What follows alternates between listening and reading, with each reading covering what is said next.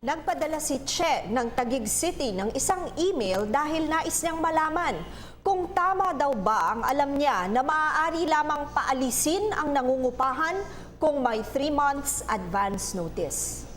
Ang pamilya ni Che ay nangungupahan lamang ng bahay. Isang araw ay pinuntahan sila ng landlady nila at sinabing gagamitin na raw ng pamilya nito ang bahay at lupang inuupahan nila. Kung kaya't kinakailangan na nilang umalis sa loob lamang ng 5 araw. Nakipagtalo si Che sa landlady at sinabi nitong mayroon dapat silang 3 buwan upang makahanap ng panibagong bahay na malilipatan. Humingi rin si Che ng 1 month advance payment nila sa upa at ipinababalik ito pero ayaw daw ibalik ng landlady ang pera dahil gagamitin daw itong pambayad sa tubig at kuryente sa pag-alis nila Che.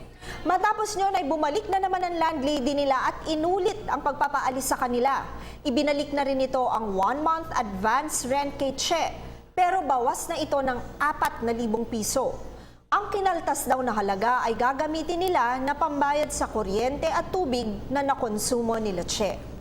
Nais ngayong malaman ni Che kung maaari nga daw ba silang paalisin ng landlady nila ng walang 3 buwang palugit. Che, tama ka sa iyong paniwala na ikaw ay may 3 buwan na palugit bago ka mapaalis sa inuupahan mong bahay upang mabigyan ka naman ng sapat na panahon na makahanap ng tamang lugar na inyong malilipatan.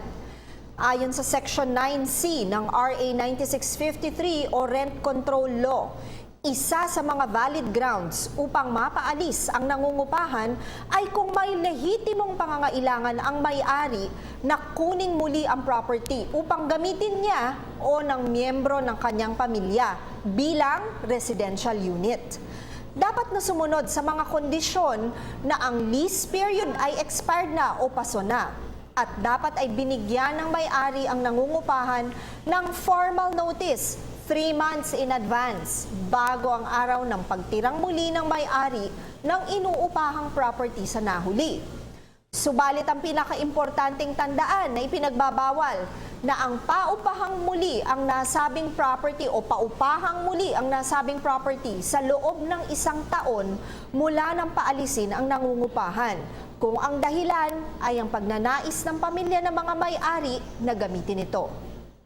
Tandaan na aming opinyon ay limitado lamang sa mga impormasyong inyong ibinigay sa amin at maaari itong mag-iba depende pa sa karagdagang detalye. Malaya po kayong makakakonsulta sa inyong napiling abogado.